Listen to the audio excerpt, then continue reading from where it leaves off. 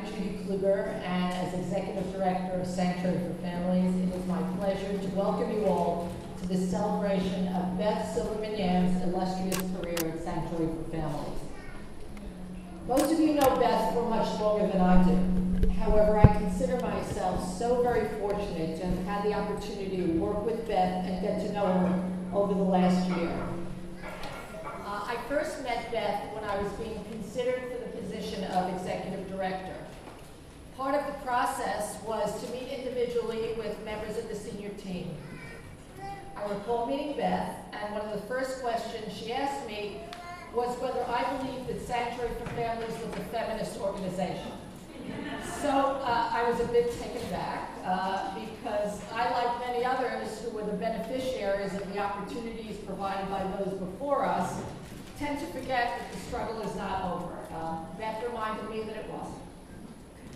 Though this was a question that I wasn't prepared for, and I actually am not sure how I answered it, it gave me a window into Beth's commitment to Sanctuary, to our clients, to the fight for gender equality that is still being fought today. Since that day, I learned a lot more about Beth. I learned that she is talented, compassionate, committed to her clients and her staff. She is sensitive and strong and passionate about her work. She's devoted to her beloved David, her children and grandchildren, and of course to her dear mother, who we are thrilled to have here today. Thank you for being here with us. Others will talk tonight about Beth's history at Sanctuary and the groundbreaking programs she developed. I just want to say to Beth, thank you for the friendship and support you have given me over the last year. It is a pleasure to work with you, and we have a program where a lot of people want to say a lot of wonderful things about you, so without further ado, it is my pleasure to introduce Jean Lavoja. She is Vice President of the Board of Sanctuary for Families. Jean is speaking, of course, as a friend and admirer of Beth's, but also representing Bill Gorin, our board president, who is out of the country at a long-planned trip, but sends his best to Beth and her family. Jean.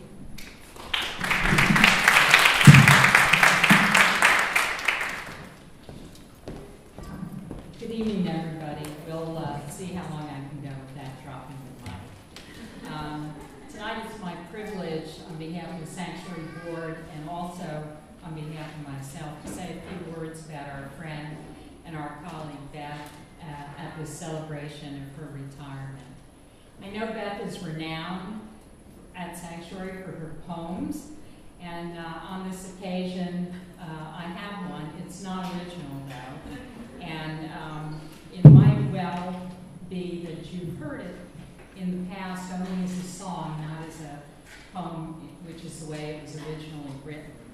I should point out that you're all safe. I'm not going to try to sing it.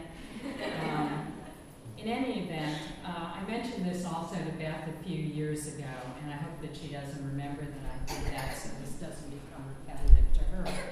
But it's a poem that resonates with me, at least, whenever I think of Beth. It's called Bread and Roses, from a speech by an early female labor leader named Rose Schneiderman, which was turned into a poem by a man named James Oppenheim. I've taken considerable liberties with the text of it, but they won't hear because they've been dead a long time. So, Bread and Roses. As we come marching in the beauty of the day, a million darkened kitchens, a sleeping city gray, are touched with all the radiance that a sudden sun discloses, where the people hear us singing, bread and roses, bread and roses. Small art and love and beauty are struggling spirits in motion. Yes, it is bread we fight for, but we fight for roses too. Our lives shall not be striving from birth until life closes. Hearts starve as well as bodies. Give us bread, but give us roses. As we come marching, we bring the better days. The rising of the women is the rising of the race. No more just brave survivors seeking sanctuary then closes, but a sharing of life's glories, bread and roses, bread and roses. I met Beth when I joined Sanctuary's board for the first time in 1997. She'd been the director of clinical programs for only a few years at that point, since 1994, but I didn't realize that. It seemed to me that she had been at Sanctuary forever because she was so much of the fabric of the place. As a mere lawyer, I initially found her counseling work a bit mysterious, but I quickly came to understand how central it was to the full support the agency offered to all of our clients on the difficult journey they were making away from an abusive world to one where all aspects of their personhood were respected. Beth led clinical programs efforts with great concern for the individual, cutting-edge counseling, and she brought her professionalism and her great talents and her field too, and to me something very, very special. A deep determination not only to have clients feel safe in their lives, but also to have the opportunity to enrich these lives in the telling of their personal stories through recognizing the importance of expressive arts, dance, theater, art therapy, and the like, and as a medium for our clients' expression. One manifestation of these opportunities is Sanctuary's long and very wonderful relationship with Gina Gibney Dance Company, whose studio we're lucky enough to use tonight. I think Beth's vision of the need not only to provide Sanctuary's clients with the bread, but also with the roses too, was at the foundation of much of what she did throughout her tenure at Sanctuary, and she did a lot. I could go on for a very long time about Beth's achievements, but I'll only list a few so I don't take everybody's whole evening up. Growth. When Beth started at Sanctuary, there were only 2 social workers. Today, there are a total of clinical staff of about 59, and counseling services are now given not only in English and Spanish, but also French, Hindi, Urdu, Punjabi, and Bengali, and I may have missed some along the way. Beth recognized early on that children who have witnessed domestic violence have their own counseling needs, and so she developed Sanctuary's counseling program for children. She also more recently developed the Teen After School Enrichment Program.